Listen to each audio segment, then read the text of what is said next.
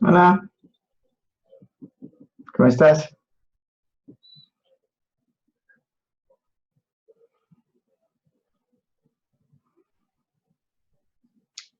No te oigo. Bien, todo bien. ¿Tú cómo estás? Perfecto, ahora sí. No sé si viste, José Miguel dice que no puede hoy. Entonces pues, de todas formas se está grabando y lo podrá ver después. Ujú. Muy bien. Nos falta Christopher.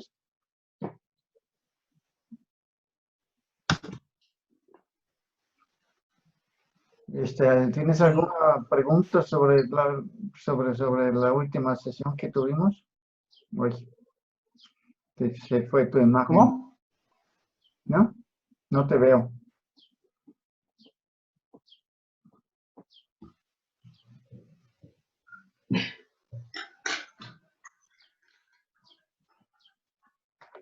A ver, ¿es por eso? Ah, ya, ahora sí. Sí, al parecer estoy teniendo problemas con internet desde ayer.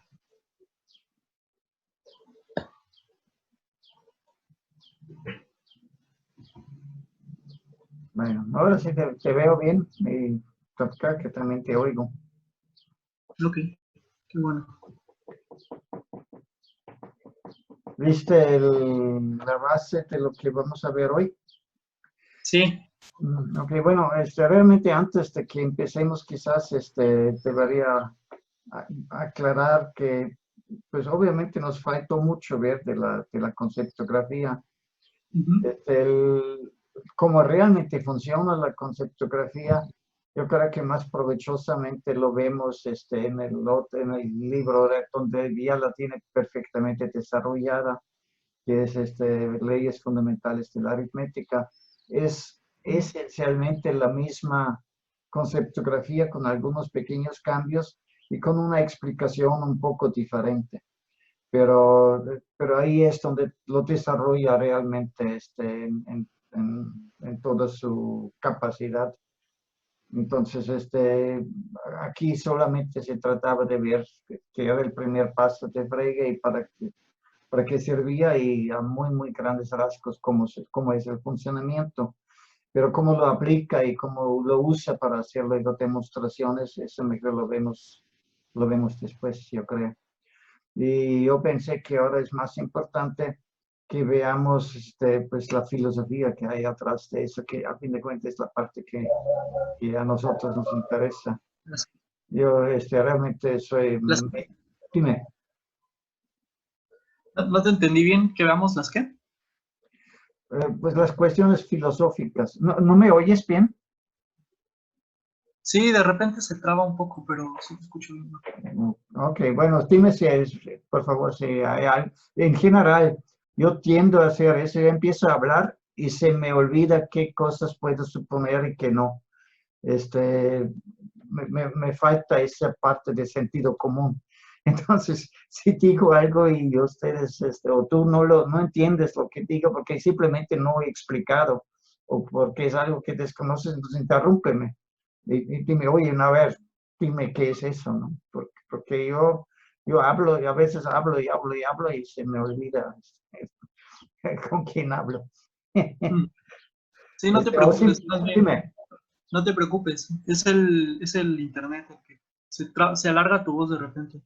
Ah, bueno, bueno, espero que no sea eso un estorbo muy grande. ¿Qué iba a decir? Bueno, o sea, yo realmente no soy matemático, más bien soy prácticamente un analfabeta matemático. Yo lo que sé de matemática es lo que pues, un filósofo del lenguaje le puede interesar a la matemática, pero definitivamente no soy matemático, a diferencia de Frege, que realmente viene de la matemática. Ah, ya está Alan Mendoza, no sé quién sea.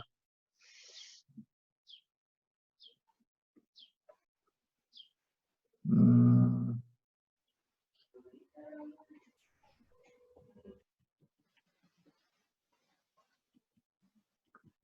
Hola, Alan. ¿Nos oyes? No, todavía no. Ahora sí. Hola, Acá soy. vienes de un Alan. Sí, es que era la cuenta de mi hermanito, pero esta vez me conecté desde su computadora. Ok. Yo pensé que tenemos un nuevo alumno. Ya veo. Bueno, estaba tratando de decir a David que, pues, yo lo que puedo discutir de Frege con provecho es su parte de filosofía del lenguaje, porque de matemática simplemente yo no entiendo suficiente de matemática para estar discutiendo con él o con otras matemáticas al tú por tú. Yo lo que Frege o otros me dicen lo tengo que creer, ¿no? Es donde me pongo más autónomo es cuando se trata de filosofía del lenguaje. Ahí sí tengo algunas discrepancias con algunos fregueanos, estudiosos de Frege, más o menos famosos o otros filósofos famosos. Yo en general discrepo de la interpretación estándar que, pues por lo menos hace algunos años se estaba haciendo de Frege, pero eso es algo que veremos más adelante.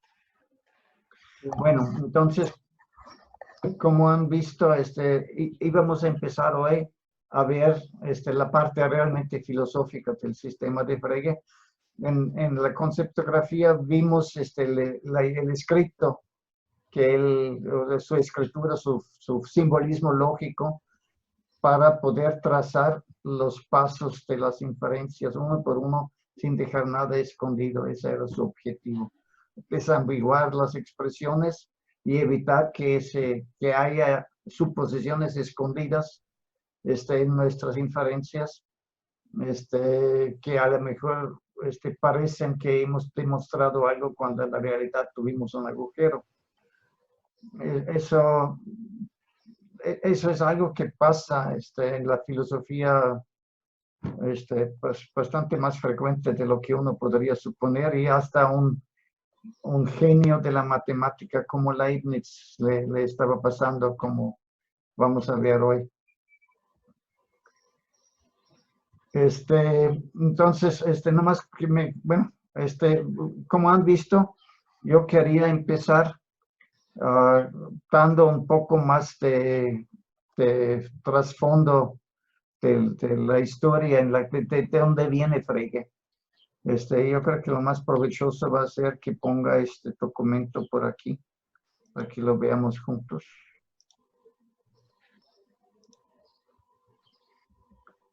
Ok. ¿Cómo hago eso para aquí?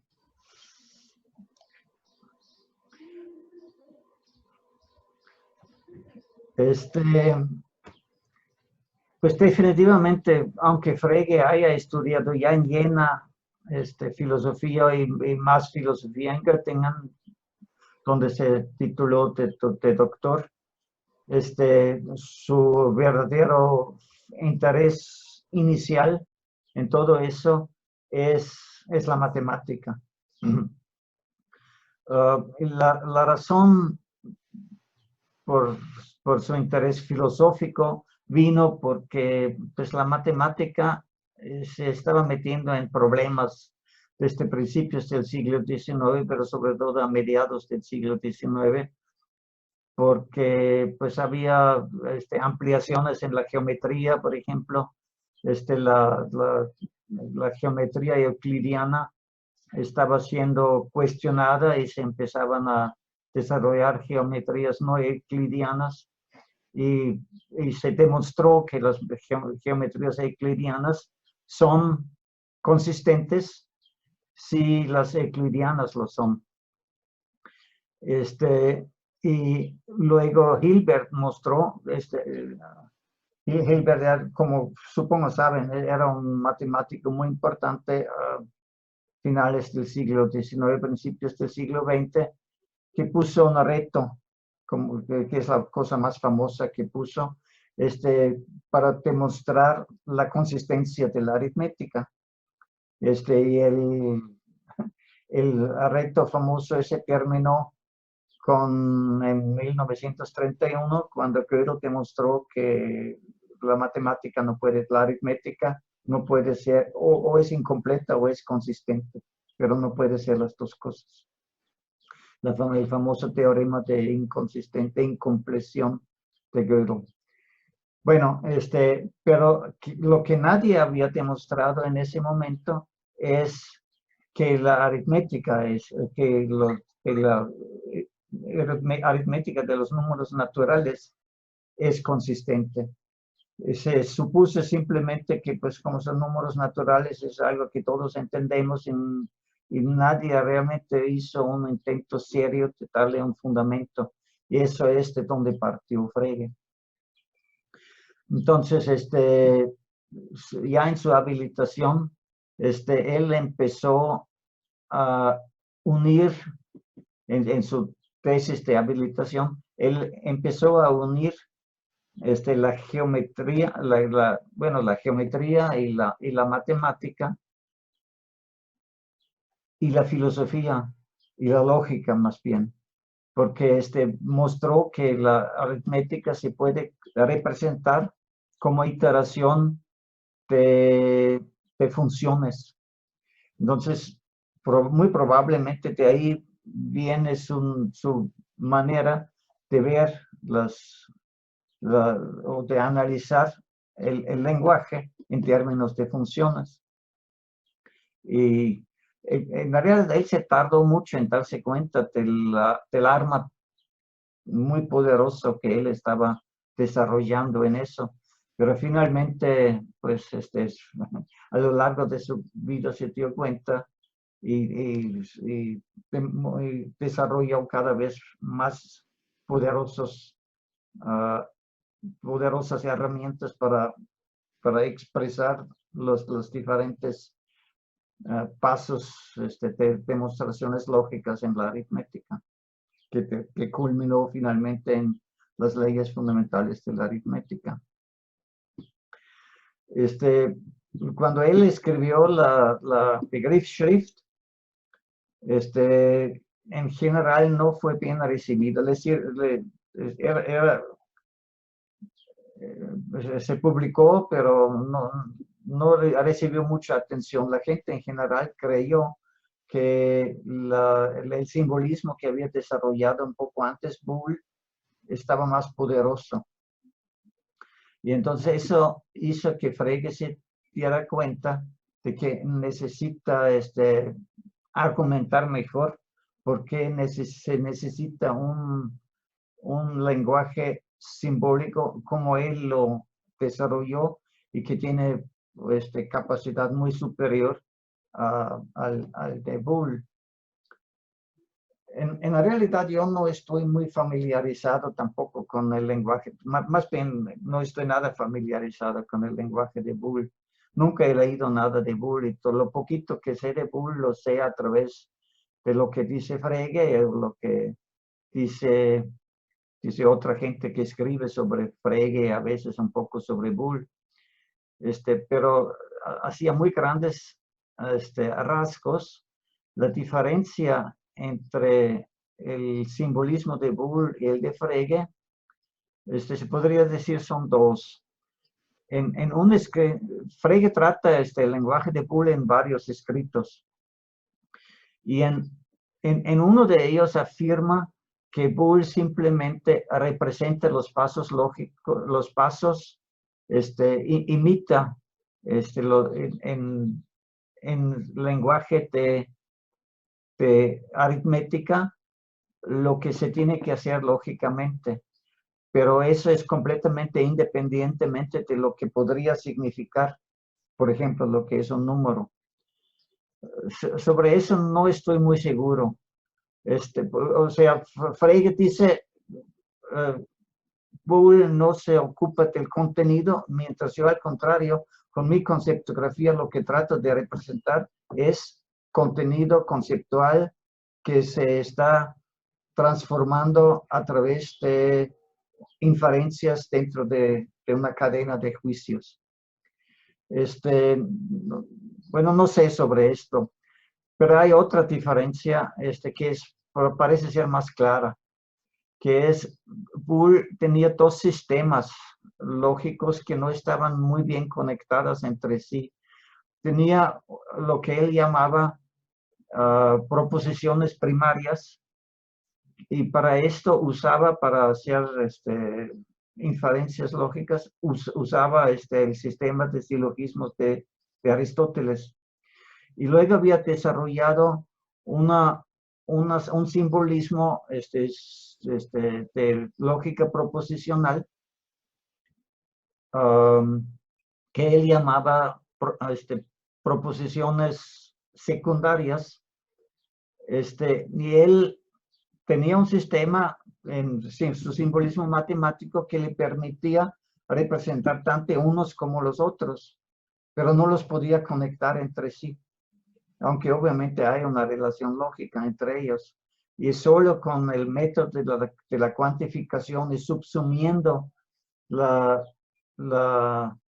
lógica de predicados a la lógica o la lógica proposicional, es como Frege logró transformar lo que Boole llamó proposiciones primarias en proposiciones secundarias. Entonces, realmente el sistema de Frege permite tratar toda esta lógica básica como una sola lógica. Y es así como realmente nos dio las herramientas que hoy en día tenemos. Pero, pues, por alguna razón, en el siglo XIX nadie parece que se dio cuenta de eso. Entonces Frege se sintió con la necesidad de argumentar bien por qué es necesario lo que él está haciendo. Y se puso a estudiar pues toda la literatura filosófica sobre la lógica y sobre teoría de conocimiento. Leyó de sus citas que hace, se ve que leyó bastante bien a Kant y a muchos otros, a Leibniz y a un montón de otros autores contemporáneos que en mi vida no había oído más que en la obra de Frege. Y el resultado de eso es luego el texto que hoy estamos viendo, que es los fundamentos de la aritmética, donde él primero explica cómo se ha tratado el tema hasta ahora, por qué este tratamiento es insuficiente, y luego propone un teorema que va a permitir demostrar que las proposiciones, los juicios aritméticos son una extensión de la lógica. O sea, son completamente lógica y forman una rama de la lógica. Aunque lo que no hace en fundamentos de la aritmética es ejecutar eso. Para ejecutarlo lo que necesita es la conceptografía. Y eso lo va a hacer después en leyes fundamentales de la aritmética. Ahí lo que él propone y pone como teorema en fundamentos de la aritmética, en leyes fundamentales de la aritmética lo ejecuta y lo trata de demostrar. Bueno, hasta ahora algún comentario, alguna duda. Bueno, entonces aquí traté más o menos de resumir la estructura del texto. En la primera parte, como ya dije, ve los antecedentes matemáticos y filosóficos y cuál es el objetivo del texto.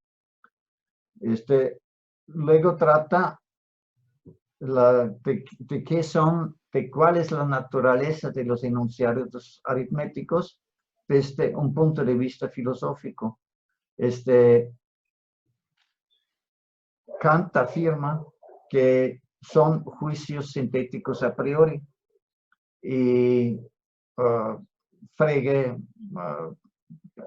formula algunas críticas a esa posición de Kant y cuestiona que es viable eso lo que dice Kant, o que sea consistente o que haga, lo ve como bastante dudoso lo que dice Kant. con Kant se ocupa no solo al principio del texto, sino también al final. Lo vuelve a analizar con más detenimiento esa cuestión de que Kant dice que son juicios sintéticos a priori, mientras, como sabemos, Frege mismo piensa que son juicios analíticos. Luego trata, entre otros, con bastante detenimiento a Mill. Mill, pues como sabemos, John Stuart Mill, sabemos que es un empirista radical y para él no existe absolutamente ningún principio a priori, sino todo lo aprendemos y a través de experiencia, nosotros abstraemos de la experiencia y así es como formulamos. Por ejemplo, nos damos cuenta que tenemos una piedra y otra piedra y luego tenemos dos piedras y le damos el nombre 2, pero a fin de cuentas lo que hacemos al hacer para el número 2 es que simplemente abstraemos de que son piedras y decimos 2. Pues Frege también critica muy detalladamente esta postura que dice que tiene que haber algún principio anterior que nos permite, anterior a la experiencia esa misma,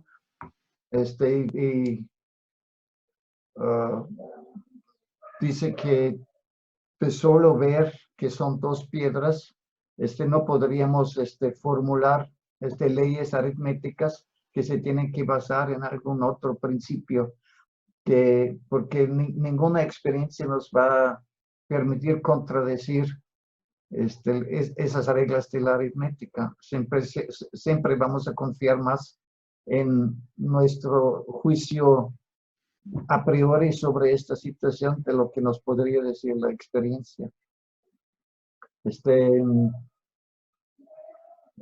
No es un ejemplo que Frege usa, pero a mí se me antoja que si estamos frente a un mago para decir algo y el mago nos toma en una mano tres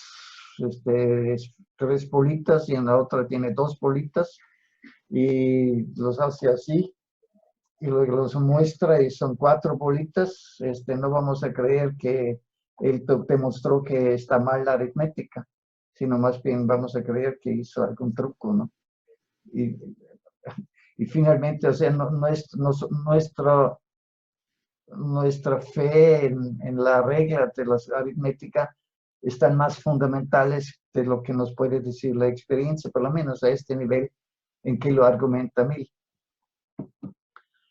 Entonces dice, pues Leibniz obviamente sí sugiere que son analíticos esos, los juicios aritméticos, aunque también le encuentra peros a lo que dice Leibniz. No es lo único que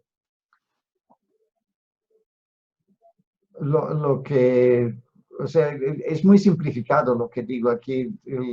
En la realidad, la discusión que Frege hace de todo eso es muy, muy detallado. Y ve por separado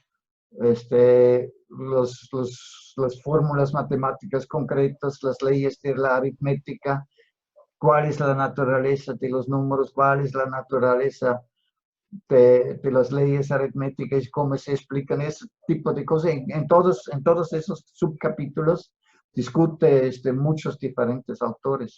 Entonces, no vamos a entrar a detalles de eso porque pues, nos costaría, nos desviaría demasiado de lo que realmente es el objetivo de este curso.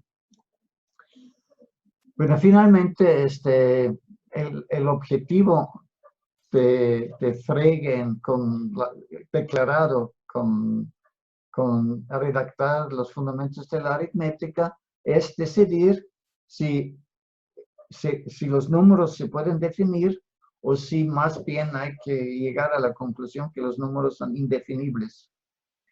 Y él quiere hacer una contribución a la matemática. Primero quiere hacer un análisis más preciso de los conceptos matemáticos, que hasta ahora él piensa que pues, los matemáticos son o muy matemáticos o los filósofos muy poco matemáticos. y entonces falla por un lado y por otro. Entonces, y aparte, si uno ve, pues creo que hasta el día de hoy, pero sobre todo en la época en la que trabajó Frege eso, los diferentes textos que había que explicaban cómo funcionaba la aritmética se contradecían entre sí de manera bastante sorprendente. Obviamente no en las fórmulas, pero sí en la explicación de las fórmulas. Y él encontró que eso es algo insostenible. Si uno quiere tener un sistema cerrado de aritmética, pues uno no puede estar satisfecho con una situación tan anárquica. Y por otro lado, quería reducir la aritmética a muy pocos axiomas, a muy pocas leyes básicas. Lo que él tenía ahí aparentemente en mente es algo así como los axiomas de Euclidio, ¿no? De Euclides, digo. En cuanto a la contribución a la filosofía, él quiere aclarar, como ya hemos dicho, que si las leyes aritméticas son a priori o a posteriori es como lo dice Mill, a priori está de acuerdo Kant y Leibniz, pero Kant aparte los llama a priori sintéticas, mientras Leibniz estaría de acuerdo que están analíticas. Bueno, hay tres principios que son muy importantes, que guían toda esa investigación de Frege y van a ser importantes a lo largo de toda su vida teórica.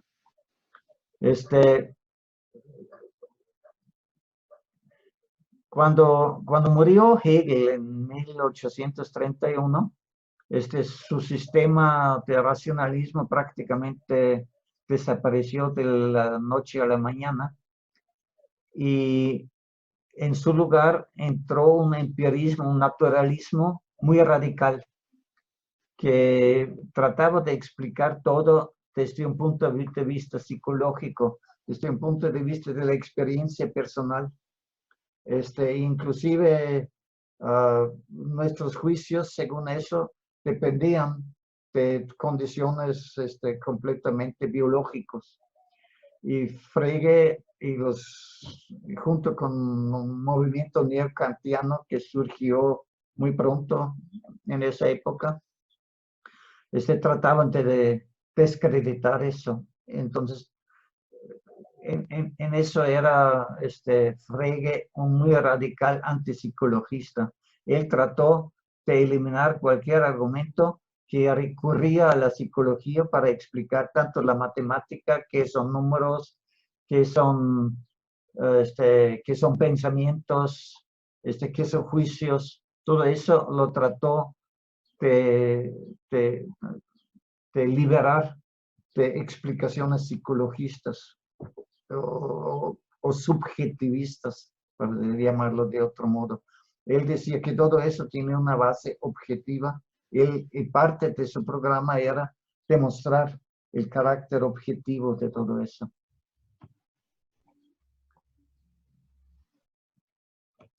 Su ataque radical a Mill se debe a eso.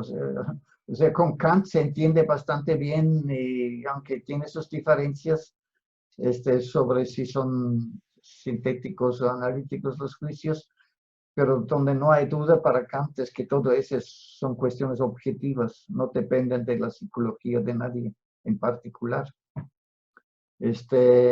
Pero mientras Mill todo lo explica a partir de la experiencia individual, y eso es lo que realmente lo considera un escándalo Frege. Otro principio muy importante que le va a servir para explicar qué es un número. Lo primero es una condición previa, digamos, un marco para su investigación general. El otro es parte ya de su método. Se llama el principio de contexto a fin de cuentas, pero él lo toma también de Kant. que es la unidad del juicio. Que el juicio es previo al concepto. Y también para Frege, el juicio va a ser previo al concepto, o la oración completa va a ser previo al concepto. La oración previa, la oración completa, se va a descomponer, a analizar en función y objeto, en concepto y argumento, ¿no? En concepto y nombre particular que lo complementa y que lo hace una oración completa, un juicio completo.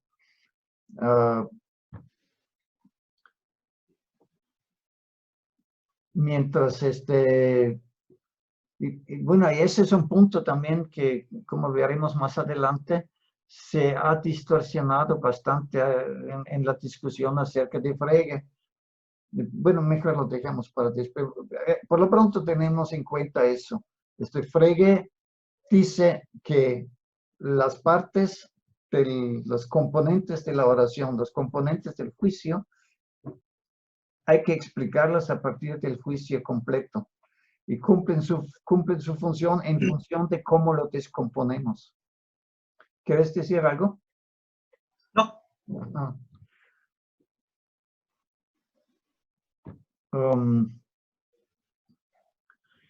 Y finalmente el otro principio muy importante es precisamente que hay que mantener en mente la diferencia entre concepto y objeto.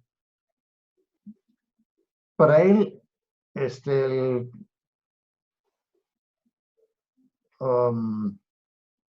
no sé cómo decir eso. Lo que, para decirlo así, el mundo se divide en conceptos y objetos. Si lo formulamos en el lenguaje de la conceptografía, tenemos hechos.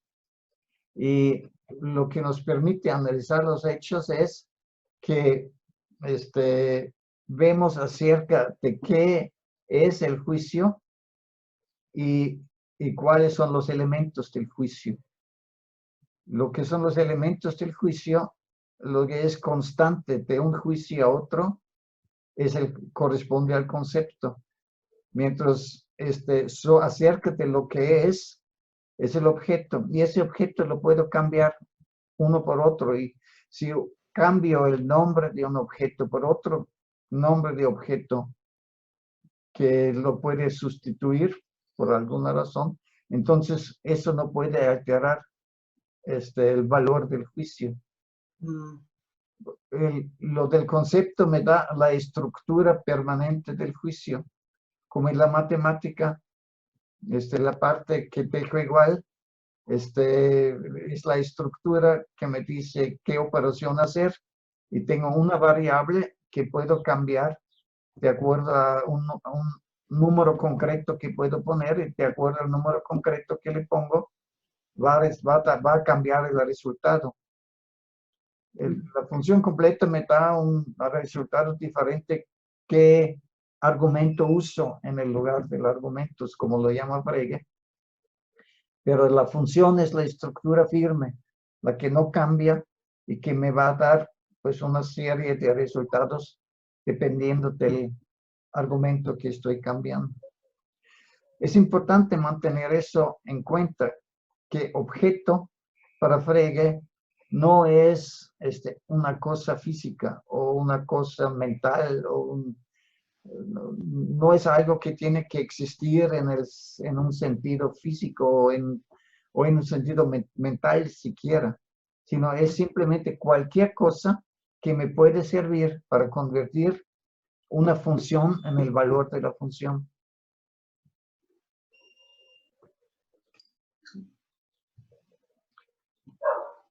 Bueno, no me acordaba. Bueno, ¿algún comentario hasta ahora? ¿Alguna pregunta? Pues muy bien. Entonces, bueno, eso en parte ya lo dije. La naturaleza de las leyes aritméticas, dice Frege, que no se pueden obtener por inducción, ni son empíricas ni a posteriori. Ya más o menos dije, porque no puede ser por inducción, porque la inducción nunca nos permite tener una regla cierta. La inducción solo trabaja a través de la probabilidad, pero para los resultados de la aritmética la probabilidad no basta. Yo tengo que estar absolutamente seguro que 2 más 3 es 5 y no solo probablemente 5. Pero de hecho, para Stuart Mill así es. Stuart Mill dice en algún lado que, John Stuart Mill, perdón, 1 más 1, digo, 1 es igual a 1, es normalmente verdad, pero puede ser falso. Por ejemplo, si comparo un aguacate y otro aguacate y tienen diferentes pesos, entonces ya no es del todo cierto que 1 es igual a 1. Pero lo que Frege dice es, bueno, lo que hace John Stuart Mill es confundir las reglas de la aritmética con la aplicación de la aritmética. 1 más 1, 1 es igual a 1, en ningún momento quiere decir que las propiedades físicas de un lado de un elemento son iguales a las propiedades físicas del otro. Simplemente dice, si el número 1 tiene que ser igual al número 1, porque el número 1 solo hay 1. Y, bueno, eso es algo que más adelante va a sacar. Una parte de la crítica a Kant es que si son juicios sintéticos a priori, entonces, si no dependen de la intuición, como sabemos que para Kant, todo nuestro conocimiento depende de 2 partes. Por una parte, de la información sensible que tenemos, que es lo que nos da la intuición, y por otro lado, de nuestros conceptos. Y para tener conocimiento necesitamos las 2. No me acuerdo, creo que en algún lado puse aquí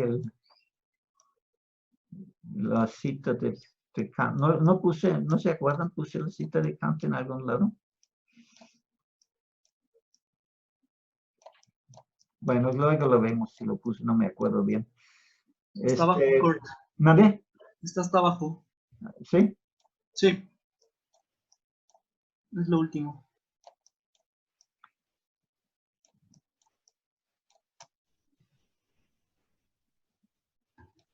No, eso no. Lo de nuestra naturaleza conlleva el que la intuición, eso, ¿no? Solo puede ser sensible.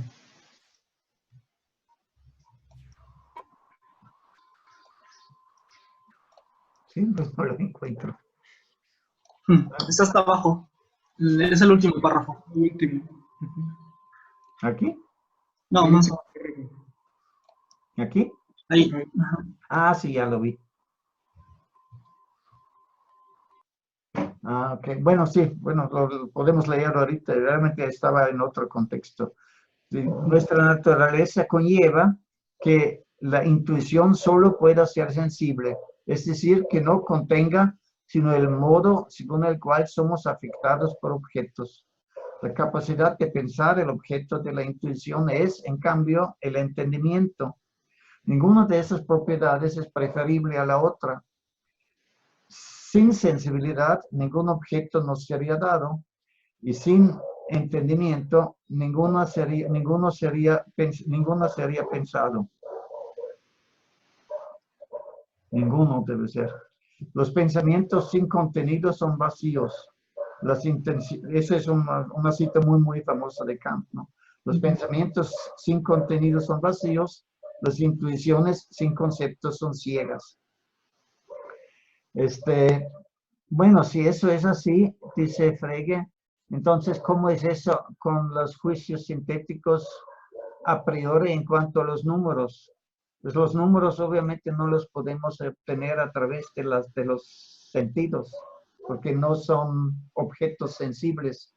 Pero entonces, ¿de dónde viene? Y si no son analíticos los juicios, tengo que tomar de algún lado la información que estoy combinando, que estoy sintetizando. Entonces, ¿de qué es o sea, a diferencia de lo que dice Kant en la crítica de la razón pura, en su lógica define diferentemente un poco lo que es un concepto.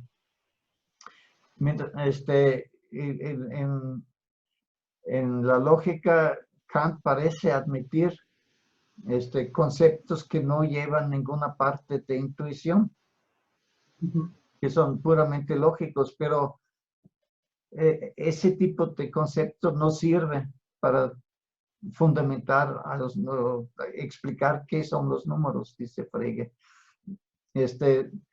Tiene una serie de otras críticas a Kant, sobre todo sobre en parte porque Kant dice que las fórmulas aritméticas concretas como 5 más 7 es 12, que es su ejemplo que Kant usa en la crítica de la razón pura, es una fórmula no demostrable, sino pues lo vemos como evidente, pero no se puede demostrar. A diferencia de Leibniz, que pensó que las fórmulas concretas de números sí son demostrables, aunque luego Frege le demuestra a Leibniz que su demostración no es consistente, que le faltó un paso que a fin de cuentas tiene que presuponer, y al presuponerlo su demostración se vuelve circular.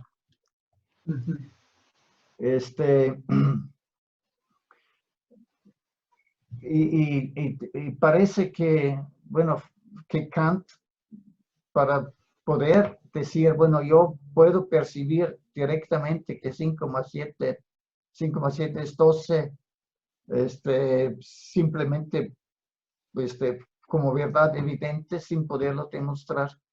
¿Qué hago si tengo números más grandes? ¿Cómo sumar 1.354.000 más 3.585.000? Pues para nadie eso va a ser intuitivo ni lo puede ver a primera vista. Pero entonces eso obligaría a Kant a dividir esos juicios en juicios pequeños que no sean demostrables y juicios más grandes que sí son demostrables.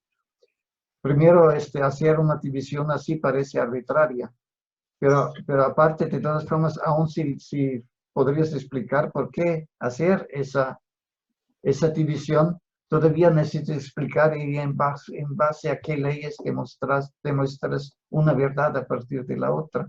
Pues mejor de una vez explicamos las leyes con las cuales hago esas transformaciones, ¿no?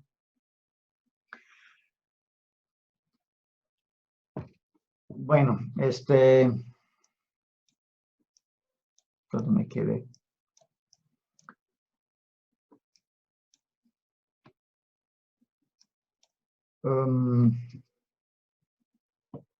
Entonces, pues como ya dijimos, si Kant no tiene razón y no son juicios sintéticos a priori, que es lo que Frege más o menos, para él por lo menos, demuestra convincentemente, entonces lo único que nos queda es que sean analíticos, como dice Leibniz, aunque pues como Leibniz no logró demostrarlo, habría que demostrar cómo es, y esa es la tarea que precisamente se pone a sí mismo Frege en eso.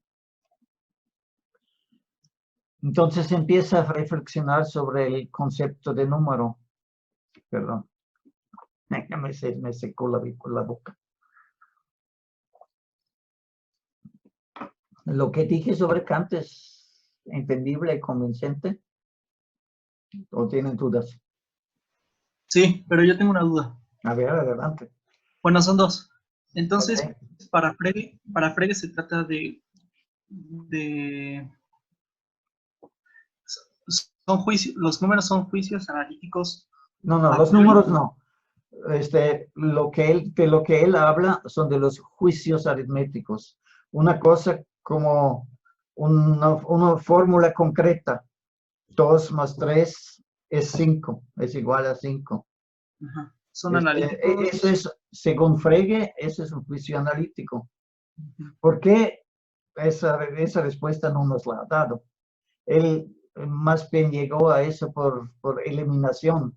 Dice, empíricos no pueden ser, no puede ser una conclusión inductiva. Y pues Kant tampoco me convence cuando dice que son juicios sintéticos a priori. Entonces solo queda que sean juicios analíticos. Ahora, ¿cómo? Pues Kant parece también tener razón que todos nuestros conocimientos tienen que tener dos partes, una intuitiva y una conceptual. Ujú.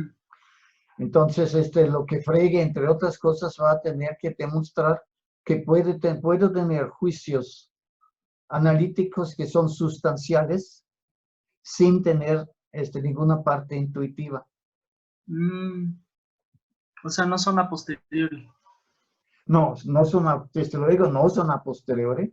O sea, eso trató de demostrar contra mí. Y contra Claro. otros. O sea, no es el único contra quien algo, pero su principal enemigo es John Stuart Mill. Y son analíticos a priori, ¿verdad? No, bueno, si son, o sea, a priori quiere decir, o sea, o son a posteriori, son a priori. Los a posteriori son solo a posteriori y se acabó. O todos los a priori son sintéticos. A posteriori no pueden ser analíticos porque no son conceptuales. Claro, sí, esos sí son sintéticos, ¿no? Ok, ahora si son a priori pueden ser. Anteriormente a Kant se pensó que si son a priori son analíticos. Para Leibniz, todo juicio a priori era analítico.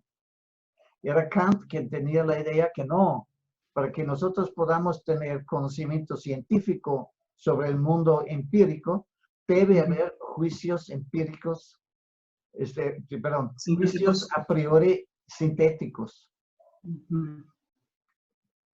Ahora, Frege no niega eso. Frege no niega que pueda haber juicios sintéticos a priori.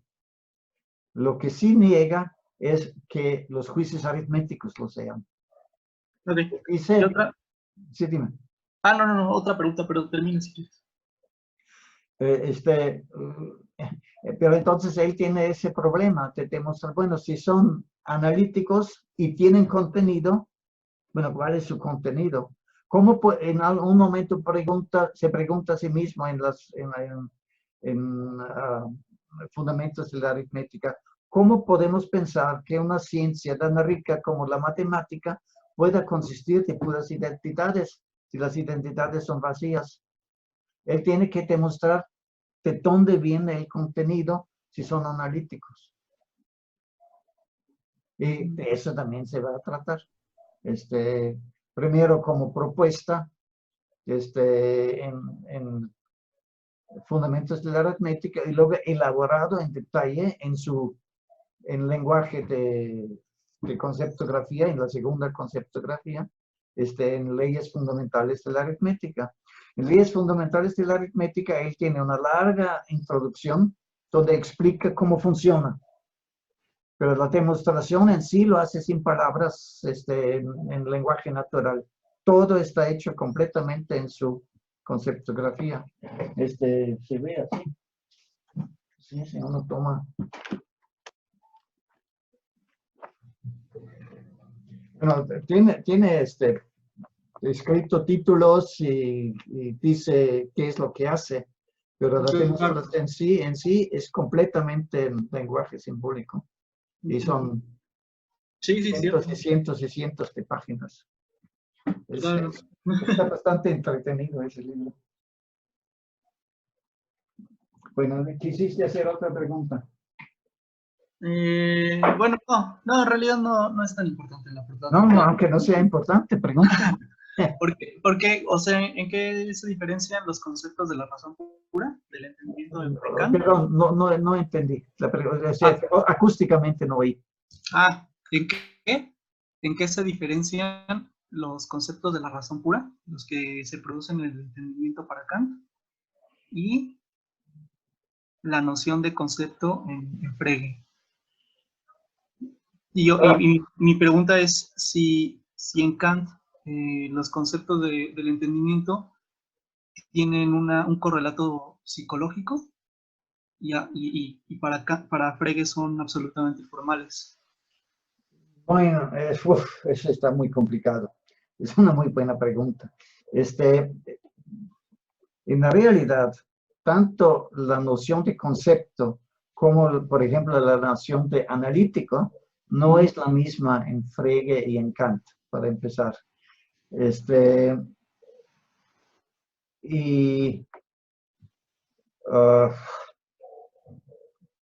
Frege a veces se considera como uno de los abuelos del giro lingüístico porque la objetividad de los juicios la hace depender del lenguaje. En Kant ese es un punto que realmente está poco claro. Kant todo lo argumenta a partir del ser individual, pero no es un ser individual particular que tiene experiencias particulares, sino siempre es ese individuo en la realidad es un representante de la humanidad. Claro, sí.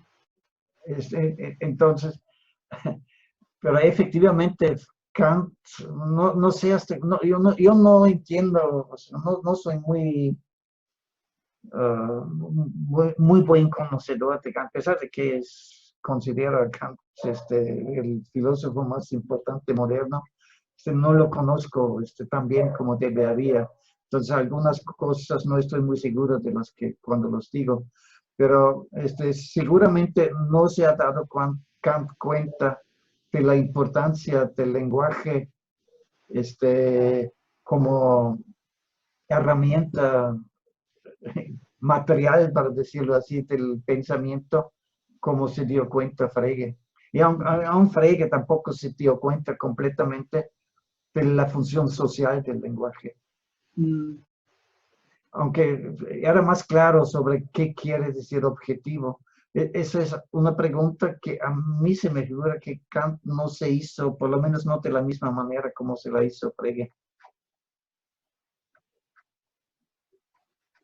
Kant dividió el universo de otra manera, ¿no? Lo dividió entre el fenómeno, que es lo que nosotros conscientemente estamos conociendo, y lo que físicamente estamos viviendo, que es donde reside nuestra libertad. Por eso, según Kant, somos responsables de nuestros actos, porque esos no dependen del mundo fenomenológico. Sí. Sí. No están sujetos a la causalidad, ¿no? Así es. Sí. Es el reino de lo numérico. La libertad, sí. Así es. Bueno. Sí, pues nada más era eso. ¿Vale? Solo era eso, nada más. Bueno, bueno, perfecto. Bueno, regresemos entonces. ¿Alguna otra cosa, Christopher? ¿No? Bueno, entonces vamos a regresar a nuestro texto.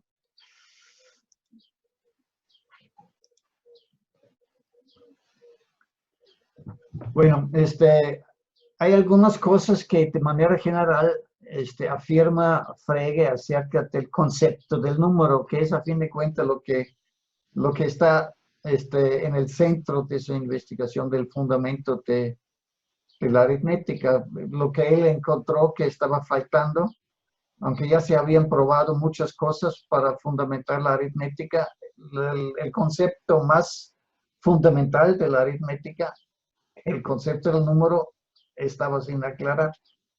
Entonces, eso era realmente lo que él trataba de subsanar.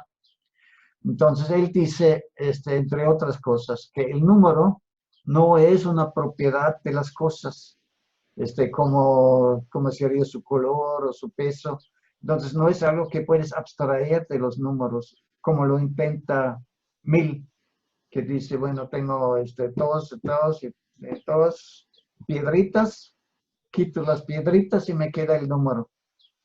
Eso, no, eso es un error. Así no es como puedes explicar los números. Claro.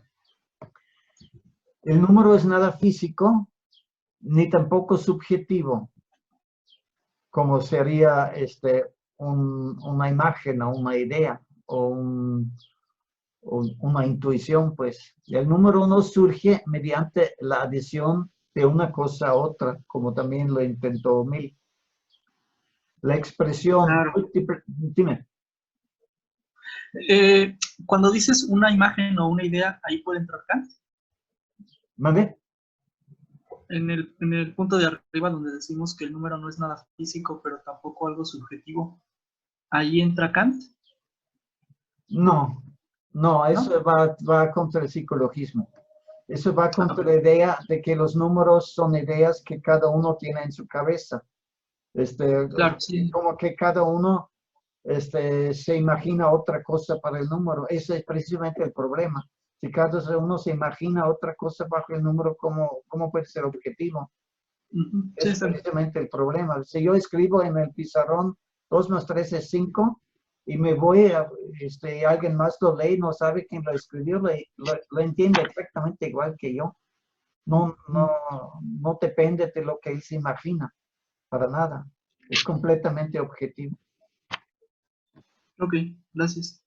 Las expresiones multiplicidad, cantidad, pluralidad son indeterminados y por eso no sirven para explicar el número, que es todo eso sale de la crítica que nos hemos brincado en detalle que él hace a otros autores, que son intentos de explicar el número, pero de una manera que Frege desaprueba.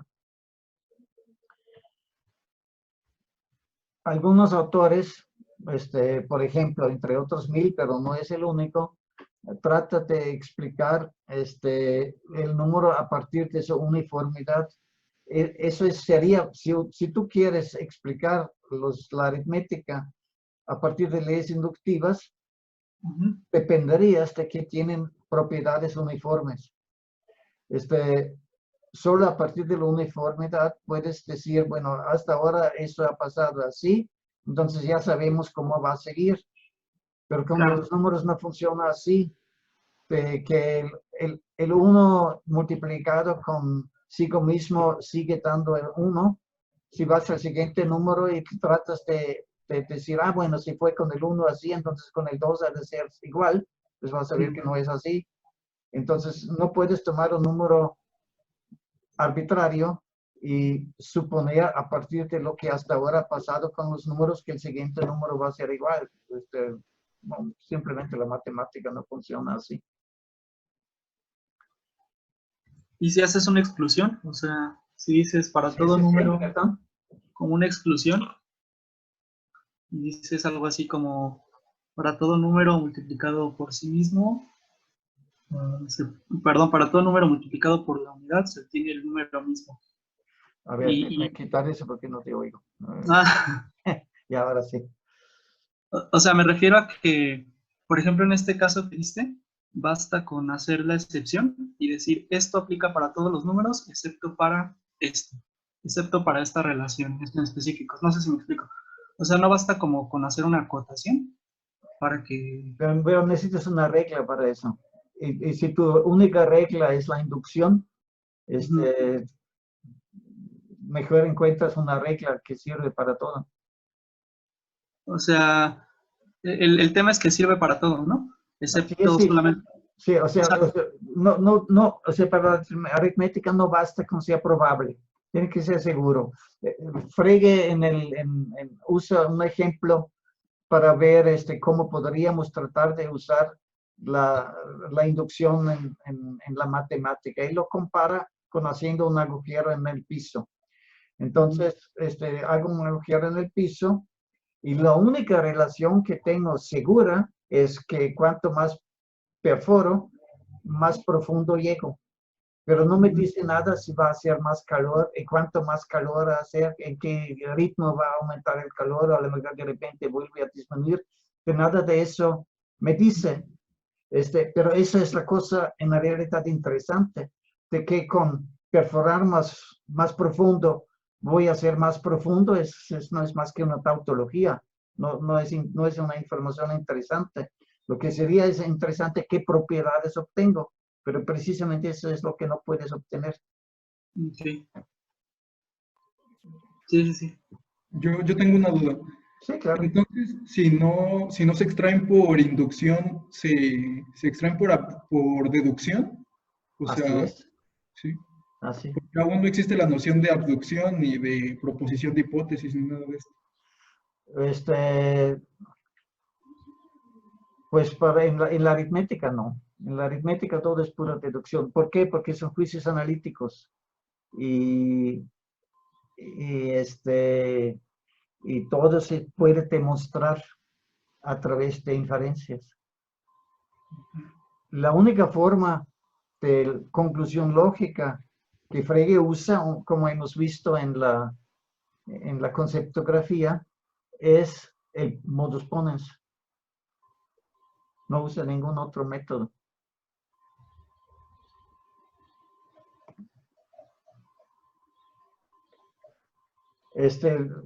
Hipótesis y esa clase de cosas, pues sí, las usamos en la ciencia, en las ciencias empíricas, donde formulo una hipótesis, y veo si mi hipótesis me permite hacer predicciones verdaderas. Si las predicciones son verdaderas, puedo seguir probando. Si mi hipótesis me da resultados que no se prueban en los experimentos, entonces tengo que reformular mi hipótesis. Entonces sé que estaba falsa, pero o necesita reformarse. Pero mientras funciona, pues puedo seguir creyendo que a lo mejor es una buena aproximación a la verdad, ¿no? Bueno,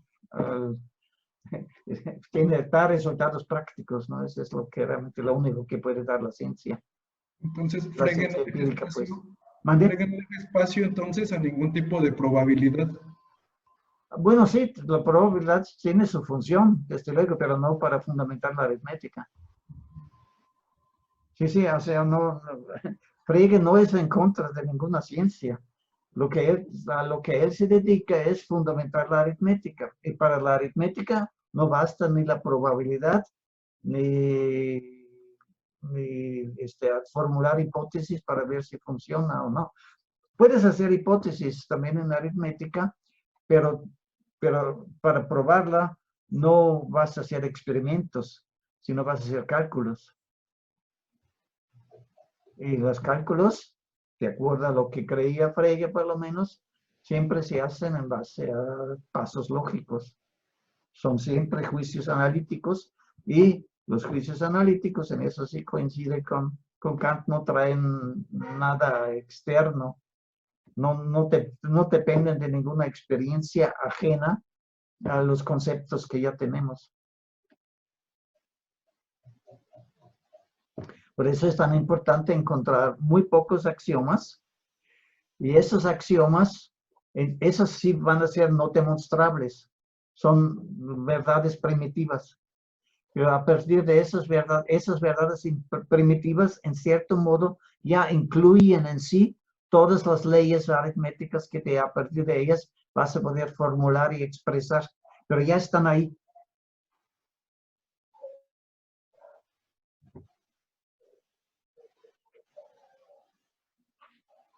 ¿Alguna otra cosa? ¿No? No.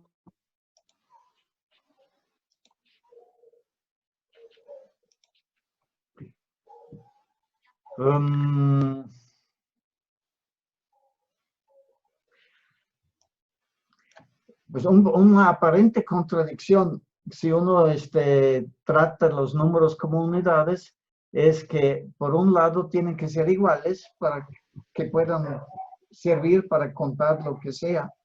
Y por otro lado, tienen que ser diferentes para que los pueda diferenciar, porque si no hay diferencia entre unidades iguales, pues es la misma unidad.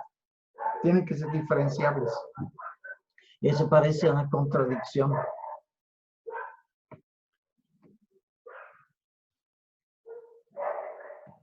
Luego dice el 1, el número 1, y la unidad no es lo mismo. 1 es el nombre propio de un objeto. Recordando que objeto para Frege es todo lo que no sea un concepto. Uno es nombre propio de un objeto particular, el 1, que no puede tener plural.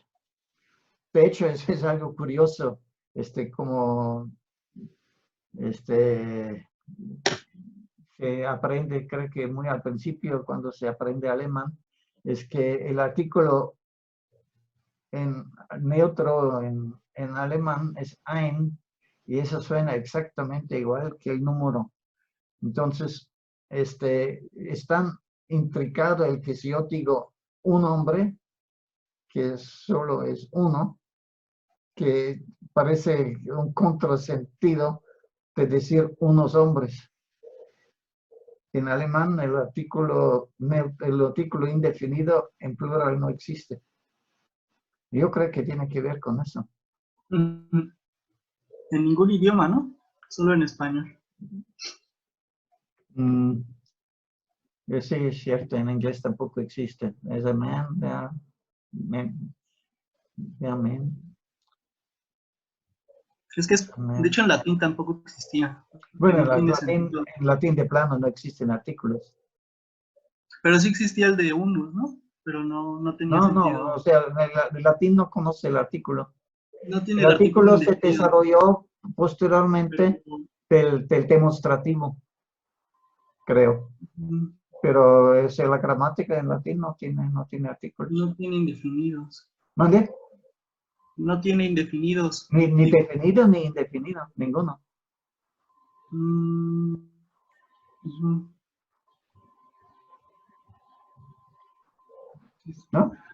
La función sintáctica de la palabra se manifiesta en la declinación, por eso no tiene artículo. En el latín. Bueno, no sé, o sea, no sé cuál es la razón. Simplemente es un hecho que el latín no tiene artículos. O sea, cuando no tiene artículo en latín, se traduce por un indefinido, ¿no? No, bueno, no sé, si lo traduces al español, si le tienes que agregar el artículo, supongo.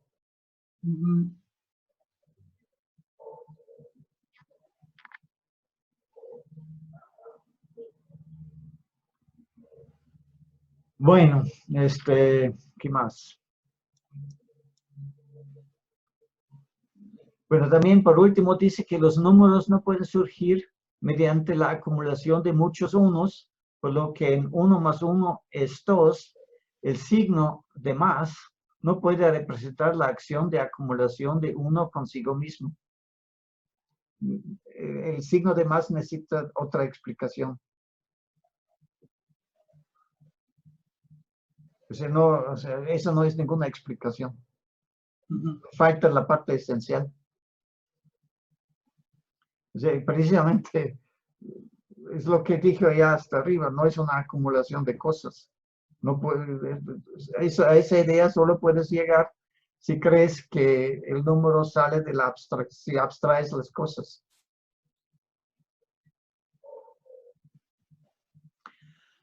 Muy bien. Bueno, ya para preparar su solución al problema que ha tratado de señalar, da algunas condiciones para que podamos llegar a hablar del concepto de número.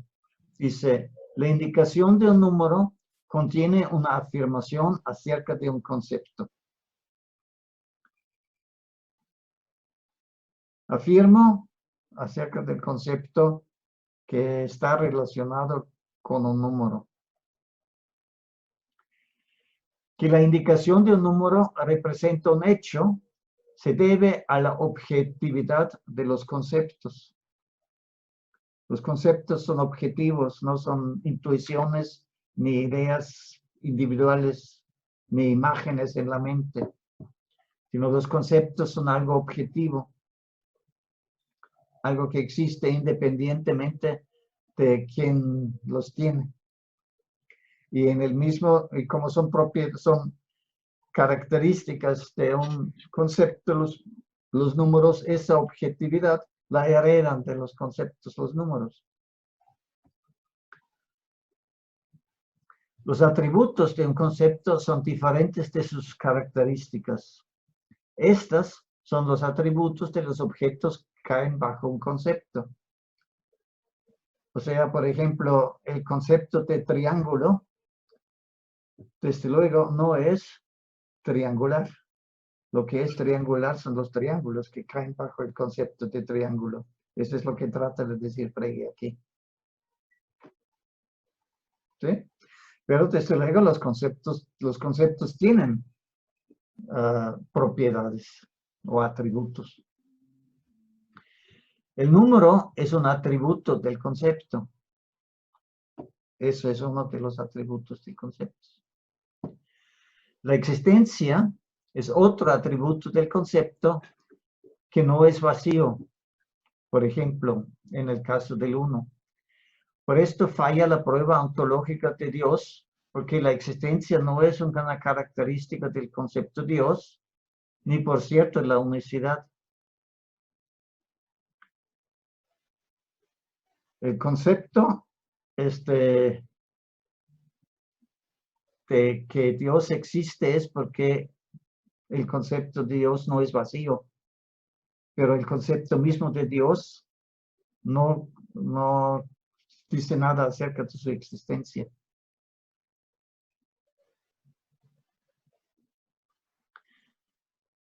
La característica puede ser atributo de un concepto cuando un concepto cae bajo otro concepto. Frege da el ejemplo, el concepto del uno de la Tierra tiene la unicidad por característica y cae bajo el concepto de unicidad, aunque lo que no cae bajo ese concepto es la luna. Es un poco análogo a lo que acaba de decir sobre Dios. Ahora, eso es lo importante, que cada número es un objeto particular. Ningún número diferente es igual a otro. Por eso vamos a tener que explicar diferentemente el signo de igual. Cuando decimos 1 más 1 igual a 2, vamos a tener que explicar diferentemente qué quiere decir igual a. Porque pues, los objetos, si son diferentes, no pueden ser iguales. ¿De acuerdo? O son iguales o no lo son.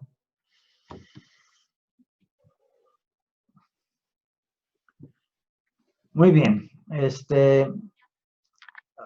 Ahora, Leibniz trató de definir el número así. Dice, a un concepto le corresponde el número 0 cuando sea lo que sea A, vale con toda generalidad el enunciado de que A no cae bajo este concepto. ¿Se entiende? Sí. Lo traté de formular así en la conceptografía. Sea lo que sea A, no es el caso que A es un F o que la propiedad F tenga A. Entonces, este concepto tendría la propiedad 0. De manera similar, podría decirse a un concepto F le corresponde el número 1 cuando sea lo que sea A. No vale con toda generalidad el enunciado de que A no cae bajo F, y cuando de los enunciados A cae bajo F y B cae bajo F, sigue que A y B son el mismo objeto. No estoy muy seguro que eso sea claro a primera vista. Lo pensamos un momento y lo Sí, es discutimos. así. Uh-huh.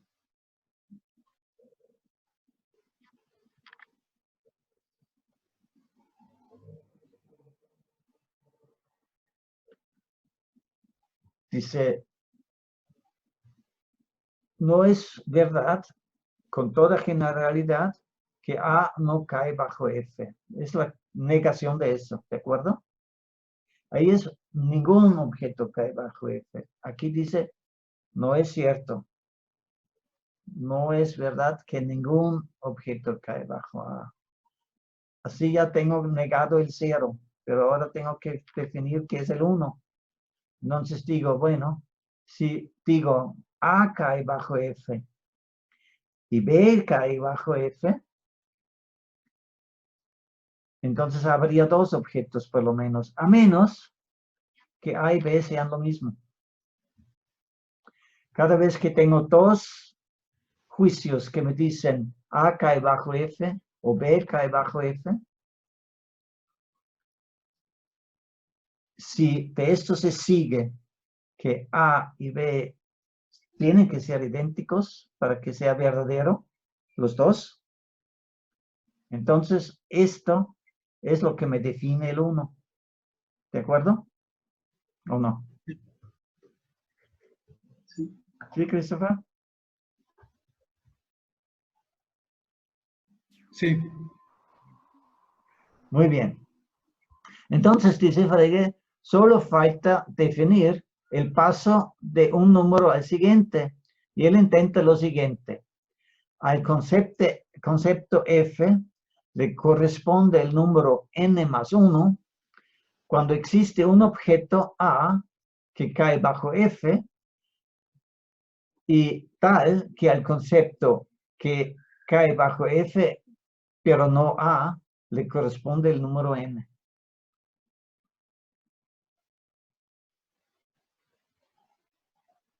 ¿Sí?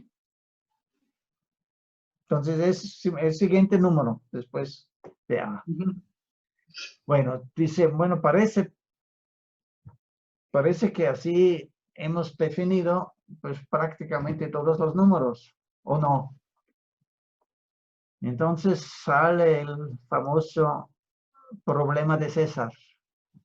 Dice, mediante nuestras definiciones, nunca podremos decidir, para dar un ejemplo burdo, si a un concepto le corresponde el número Julio César, y si este famoso conquistador de las Galias es un número o no.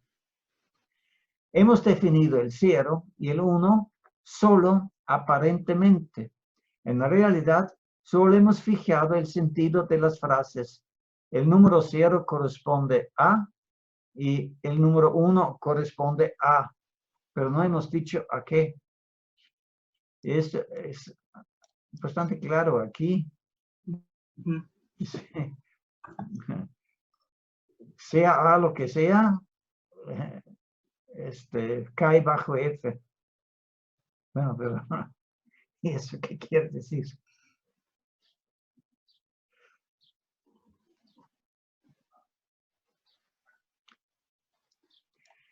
Bueno, entonces, Frege dice, pues, vamos a tratar de partir de esa idea que tiene Leibniz acerca de cómo definir las fórmulas aritméticas, pero vamos a tratar de subsanar ese problema de Julio César, como pues Yo no entiendo bien el problema de Julio César. ¿Mandé? Yo no entiendo bien el problema de Julio César. Bueno, la cosa es que no sabemos, bueno, el problema se puede describir así. Yo sé que es el número bajo esa definición siempre y cuando limito mi dominio en el cual me muevo a los números. Pero no lo puedo limitar a los números si no sé que son números. Por eso dice, bueno, no sabes que es un número, entonces ¿cómo sabes que Julio César no es un número? Y este concepto aquí es un concepto cualquiera. Eso es el concepto que sea, ese es el objeto que sea. Sí. Me falta precisamente la parte principal. para poder eso usar para aritmética, tengo que saber que solo estoy hablando de números y no de cualquier cosa. Sí, sí, sí. Ujú, está padre. Bueno, ese es un problema que desde el punto de vista de la lógica moderna no se plantea, precisamente porque la lógica moderna, bueno, no estoy muy seguro si lo explico bien, pero en gran parte la lógica moderna se desarrolló a partir de algunas ideas que tenía Tarski. Y Tarski tenía sus ideas de la lógica de sus maestros que inventaron la mereología. Entonces, ellos presuponen la existencia de objetos. Entonces, no tienen demasiado problema para determinar un dominio antes de hablar de él. Entonces, desde ese punto de vista, pues yo digo, bueno, yo solo hablo de la aritmética y de números aritméticos, entonces, ¿cómo va a ser un problema? Y por eso a veces es difícil para nosotros ver cuál es ese maldito problema de Julio César. Sí, exactamente. Ese era el problema para mí. Como que decía, pues es bastante clara las definiciones, ¿no? Usa más tarde otro ejemplo, más al ratito, donde dice que también no podemos saber si hacemos nuestra demostración, si el eje de la Tierra es igual a Londres. Pero es por el mismo problema, porque él no puede determinar un dominio antes de definirlo. Para él, la lógica es, sobre todo la lógica de los números, es de lo más universal. Los números sirven para contar lo que sea. Son de lo más abstracto y de lo más vacío por lo mismo. Entonces no puedes excluir de antemano ningún dominio, sino tienes que separar más bien los números del resto de los dominios posibles, aunque Frege nunca lo formula así, pero tienes que separar los números de lo demás. Precisamente ese es el problema de Julio César, si lo quieres ver. Claro. Muy bien, entonces ya está el primer paso, y aquí hoy lo vamos a dejar. ¿En qué dirección va a ser su investigación, su intento de definir qué es un número, qué son los números, cuál es el concepto de número? Para obtener el concepto de número, hay que fijar el sentido de una ecuación numérica. ¿Por qué una ecuación? Porque una ecuación es un juicio donde yo reconozco un objeto. Una vez agarrado el objeto, lo vuelvo a reconocer. Sí. Entonces, si lo reconozco, es como sé que es el mismo. Y solo si sé que es el mismo, es que sé que es. Si tengo dos diferentes criterios para una misma cosa, entonces tengo la cosa conceptualizada, para decirlo así. ¿De acuerdo? Dice, refiriéndose sin mencionarlo a Kant. Pero ¿cómo puede sernos dado un número, que es un objeto, hemos dicho, si no podemos tener de él ninguna imagen o intuición? No lo podemos tener porque eso sería cuestión psicológica. Yo no quiero meterme en la psicología cuando trato de aritmética. Entonces no puedo tener imagen ni intuición, por lo tanto, esa es una de las razones por las cuales no pueden ser sintéticos, porque no sé qué sería una intuición pura, de acuerdo a Kant. Dice, solamente en el contexto de un enunciado significan las palabras algo.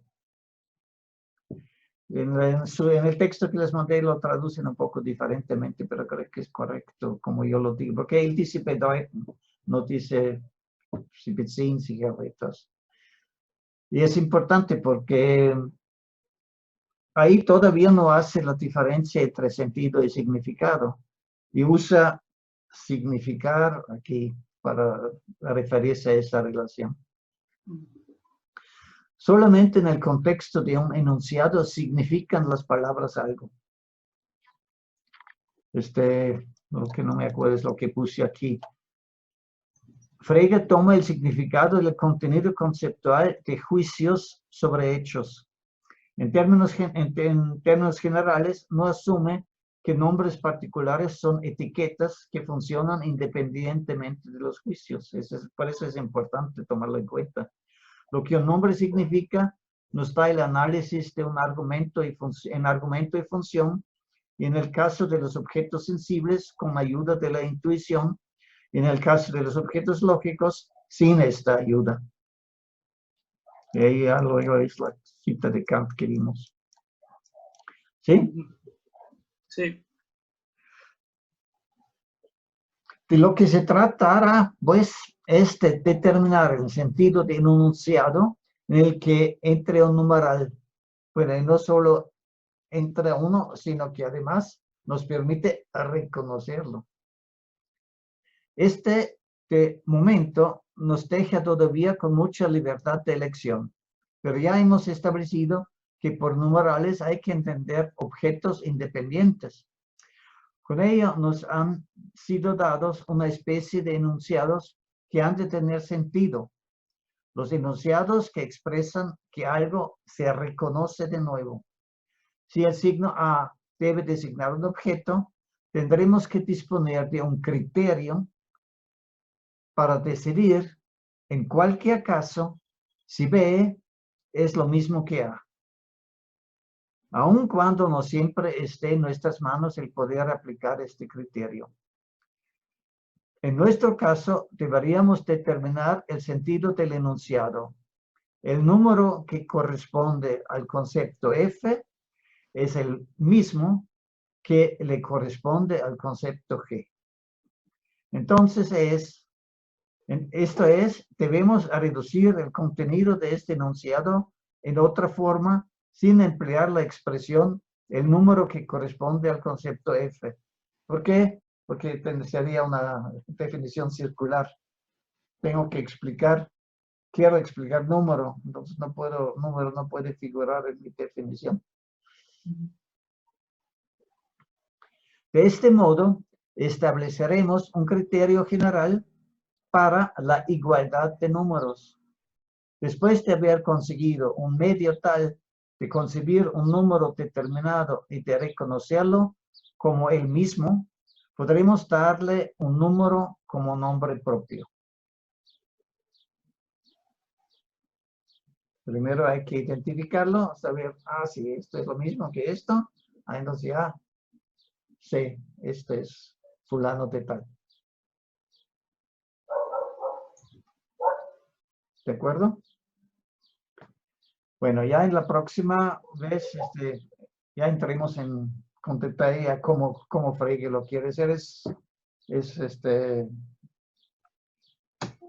una forma de pensar inusual, entonces nos reservamos creo que toda una sesión a eso, si les parece bien. Bueno, nos quedan unos minutos. ¿Quieren discutir algo todavía de lo que hemos visto?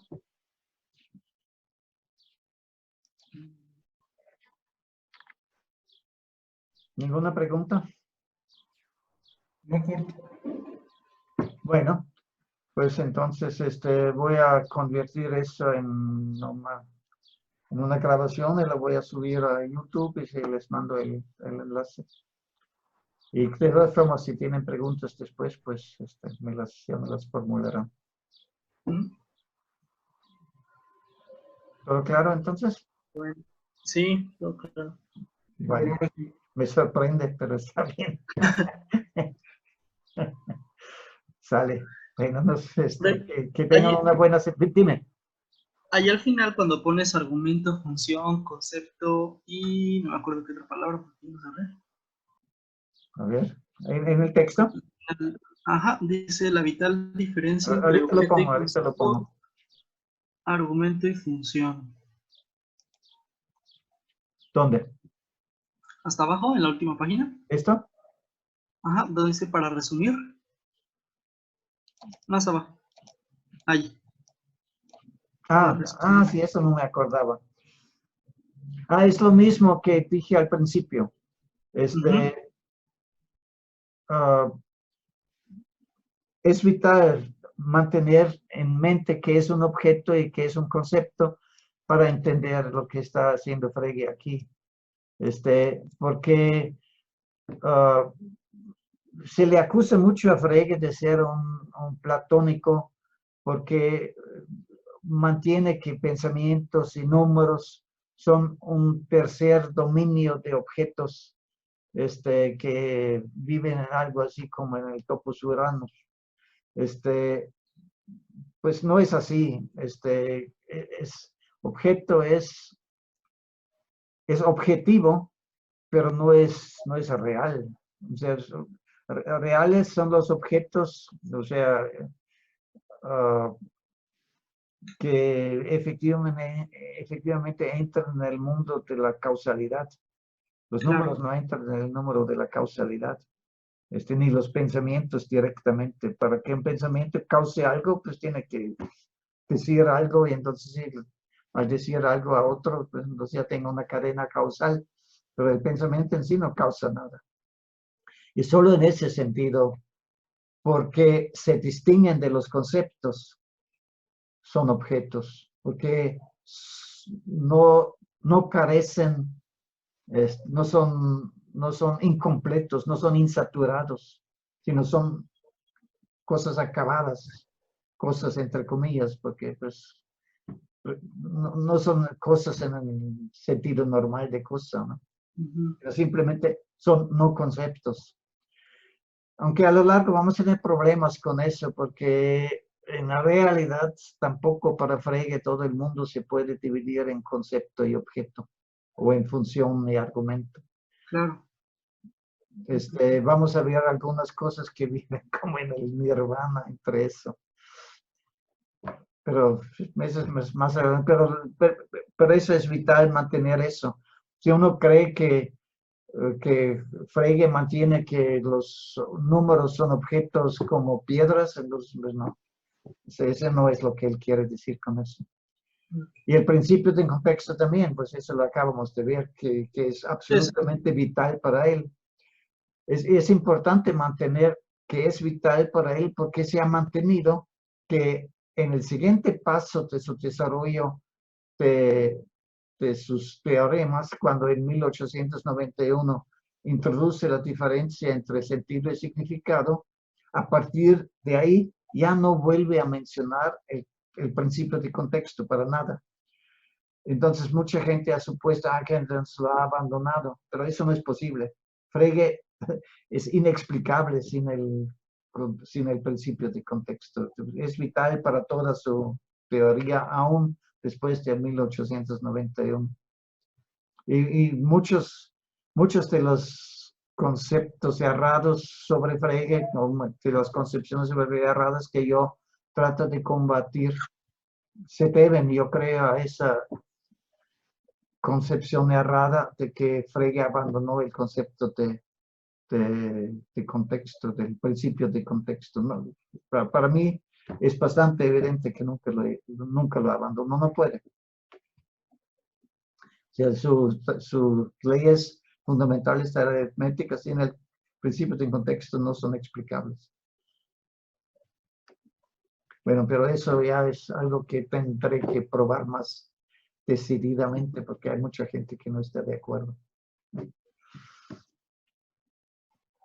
Bueno, entonces, si no hay más preguntas, más dudas, pues nos vemos entonces el próximo lunes. Si nada interviene para impedirlo. Bueno, ¿Vale? Que estén bien, cuídense. Bye, nos vemos. En cuanto tengo el siguiente base para la discusión, se la mando. Gracias. Gracias. Gracias a ustedes. Bye. Bye. Hasta luego.